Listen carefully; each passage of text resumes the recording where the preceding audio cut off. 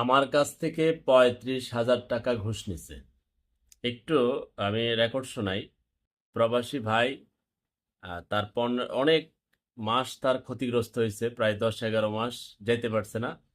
তার গাড়ির ড্রাইভিং লাইসেন্সটা নাকি আটকায় রাখছে ওই বিআরটিসির অফিসের কম্পিউটার অপারেটরে। কি করছে একটু শুনেন। ইয়াতে বিআরটিসি তে একজন কম্পিউটার ম্যান আছে, বুঝছেন? উনি আমার কাছ থেকে লাইসেন্স, আমার ড্রাইভিং লাইসেন্সটা ওই আমার আসিফ আব্বার স্যার। একটা নামের অক্ষর ভুল ছিল। ওই ভুলের কারণে, বুঝছেন, উনি আমার কাছ থেকে ওই লাইসেন্সটা নিয়ে দাফে আমার কাছ থেকে ৩৫,০০০ টাকা ওনার মানে ১০,০০০, একটা ১৫,০০০, আর একটা ১০,০০০, ৩৫,০০০ টাকা ক্যাশ টাকা খাই ফেলে, শুধু নামটা অক্ষরটা ঠিক করে দেওয়ার জন্য, বুঝছেন? এখন কথা হলো যে ওনার ওনার নামে একটু কথা বলবেন বিআরটিসি তে। আমাকে না, অনেকের মানে শত শত মানুষের উনি এই আগে নেবে জিনিসগুলো নিয়ে, মানে ফাঁদে ফালাই, মানে এক একটা বলে বলে ১০,০০০, ২০,০০০, এরকম, মানে কি যে টাকা নাকি উনি ঘুষ নিতেছে এই লাইসেন্সের জন্য, বুঝছেন? ওনার সম্বন্ধে একটু কথা বলেন। ওনার নাম বখতিয়ার। এই আমার বাজারের পূর্ব পাশে বাড়ি। বখতিয়ার বিআরটিসিতে চাকরি করে, কম্পিউটার ম্যান, বুঝছেন? মানে আমার অনেক হয়রানি করে ফেলছে ভাই। মানে ৩৫,০০০ টাকা খেয়ে ফেলছে আমার কাছ থেকে, শুধু নামের অক্ষরটা চেঞ্জ করে দিছে। আজকে এটা, কালকে এটা, পরশুদিন এটা, মানে মানে অজুহাতের কোনো শেষ নাই, বুঝছেন?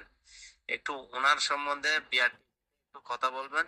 এই আপনি ওনার সম্বন্ধে বলবেন একটু, যদি বলেন বেশি উপকৃত হবে আপনার।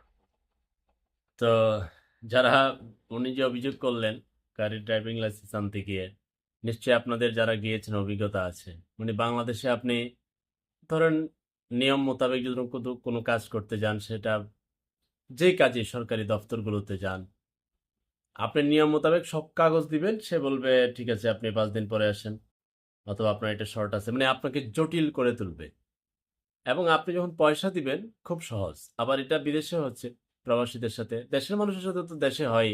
প্রবাসীরা যখন বিভিন্ন অ্যাম্বাসিতে যাইতেছে পাসপোর্ট রিনিউ করার জন্য, অনেকগুলো রেকর্ড আপনাদেরকে দিচ্ছি, ইতালি, মালয়েশিয়া, সারা পৃথিবীতে যেখানে বাঙালি আছে, প্রবাসীরা আছে, আপনার এম্বাসি আছে, যেখানে যাচ্ছে সব করতেছে, এবং এগুলো রেকর্ড একটার পর একটা প্রচার করতেছি।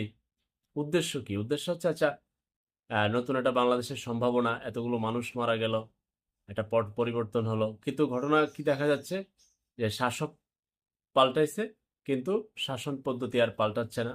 এই ধরনের দুর্নীতি চলবে মনে হচ্ছে আর কি। এটা দুর্নীতি, ঘুষ, চাঁদাবাজি, এগুলো এই দেশের কালচার মনে হয়, এবং ট্রেডিশন, ঐতিহ্য, সংস্কৃতি। মানে চুর পাল্টাইছে কিন্তু চুরি রয়ে গেছে। ঘুষখোর পাল্টাই নাই। এই ঘুষখোর আবার সরকারি দপ্তরে ওরা বেশি হয়েছে। চেতনা পাল্টাইছে, ঘুষের পদ্ধতি ঠিকই রয়েছে। তো গাড়ির ড্রাইভিং লাইসেন্স করতে গিয়ে কারা কি কিরকম ভুক্তভোগী আমরা তুলে ধরার চেষ্টা করছি, সচেতনতা বাড়াচ্ছি, ছড়িয়ে দিচ্ছি সোশ্যাল মিডিয়াতে। ভক্তিয়াররা যেন মানুষ হয়, মানুষকে সহজ করে দেয় তাদের কাজ। একটা নামের অক্ষরের জন্য বারবার ঘুরাইতে ঘুরাইতে ঘুরাইতে হতে ৩৫,০০০ টাকা তার কাছ থেকে খাইছে, এবং তার প্রবাস যাত্রা আহ, দেরি করছে। এবং এই প্রবাসীদের রেমিটেন্স আবার সরকারের ভালো লাগে, কিন্তু প্রবাসীদের অভিযোগ শুনতে রাজি না। প্রবাসীদের ভোট দিবে কিনা আমি জানি না, ভোটের অধিকার। প্রবাস কল্যাণ মন্ত্রী একজন প্রবাসী থেকে হওয়া উচিত, সুরমুন না হইয়া।